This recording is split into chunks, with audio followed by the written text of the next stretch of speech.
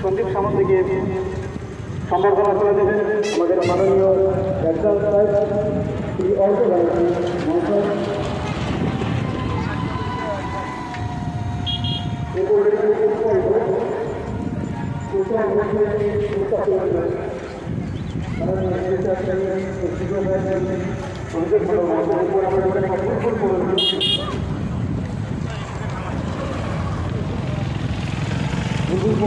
Guys দেখতেই পাচ্ছ Shyamsundar police স্টেশনে কালী পুজো এবছরের কীরকম সাজানো হয়েছে আলোকসজ্জায়।